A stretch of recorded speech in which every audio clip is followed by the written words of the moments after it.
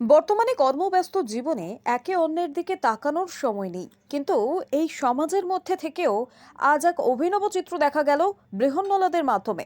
রায়গঞ্জের বেশ কিছু বৃহন্নলা একটি কন্যা সন্তানকে দত্তক নিয়েছেন। আজ সেই কন্যা সন্তানের মুখে প্রসাদ করানো হলো। এদিন রায়গঞ্জের দেবপুরীতে অবস্থিত মন্দিরে শিশু সন্তানের মুখে প্রসাদ দেওয়া হয়। এই চিত্র দেখে সত্যিই মন ভরে যায়। এখনো পুরুষতান্ত্রিক সমাজে একদিকে যখন নারী নির্যাতনের ঘটনা ঘটছে, তখন অন্যদিকে এক কন্যা সন্তানকে দত্তক নিয়ে সচেতনতার বার্তা দিয়েছেন বৃহন্নলারা। কন্যা সন্তানও যে বড় হয়ে অনেক দূর এগিয়ে যেতে পারে তার নিদর্শন কম নেই। তবে এখন বৃহন্নলাদের এই উদ্যোগকে সাধুবাদ জানিয়েছেন দেবপুরীর কর্মকর্তা তথা ওয়ার্ড কোঅর্ডিনেটর অসীম অধিকারী।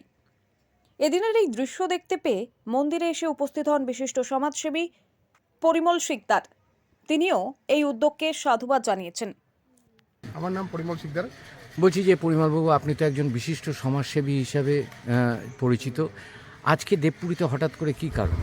আমি দেবপুরীতে এই রাস্তার সামনে দিয়ে যাচ্ছিলাম, কোনো একটা দরকারি কাজে যাওয়ার পথে দেখছি নন্দারা যারা কি দিদি ভাইরা আছে তারা এসে কোনো বাচ্চাকে দপ্তর নিচ্ছে। দপ্তর নিয়ে এসছে এখানে দেবপুরী মন্দিরে তারা পুজো কিছু আয়োজন করেছে বা পুজো দিচ্ছে মুখোটে করে। দেখে তো আমরা খুব আনন্দিত যে না, এখানকার সবাই যদি এরকম বাচ্চাদের প্রতি আগ্রহী দেখায় বা মেয়েদের প্রতি মানে শ্রদ্ধা দেখে কিছু করে, ভালো। যাই হোক, আজকালকার তো মেয়ে সন্তান জন্ম নিলেই সবাই নাকি সবারই মুখ শুকিয়ে যায়। যাই হোক, এদের যে মুখ শুকায়নি, এরা খুব আনন্দিতভাবে এদের মুখে এঠোর কাজ করছে। যাক, এটা দেখেই খুব ভালো লাগলো আমাদের। দেখেন, আমাদের এখানে দেবপুরী পরিবারের একটা সিস্টেম আছে। দেবপুরী পরিবারের যে কোনো বাচ্চাকে যদি তারা মুখে এখানে ঠাকুরের বাবা ভোলেনাথের প্রসাদ দিয়ে মুখ এঁটো করতে চায়, সেখানে তারা আগে জানায়। তো আমি এটা আমার কাছে শুনেছিলাম যে হ্যাঁ, 12 তারিখে একটা প্রোগ্রাম আছে।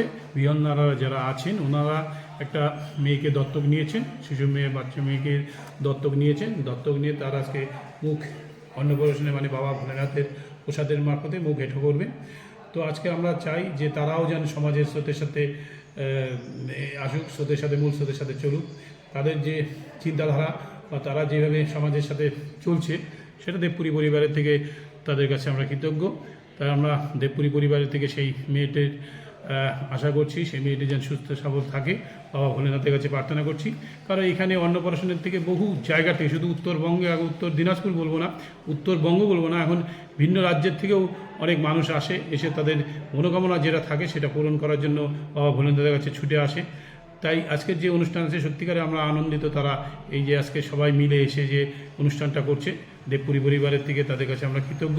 তারা বাবা ভোলেনাথের দেবপুরীকে বেছে নিয়েছে। কন্যা সন্তানকে তারা দত্তক নিয়েছে।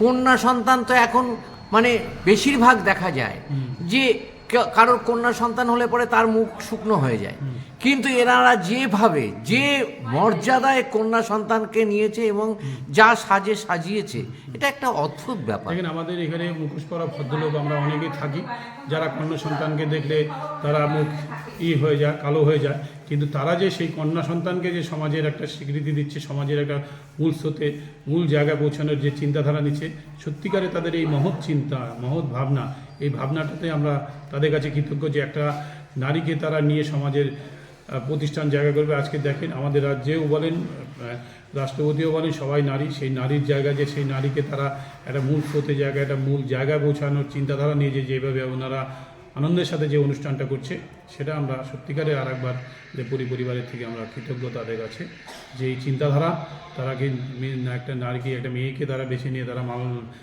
লালন পালন করছে। সেটাই আমি বলি, ভগবানের কাছে প্রার্থনা করি যে ভগবান তাদের যে মন চিন্তাধারা আছে সেটা যেন পূর্ণ করে।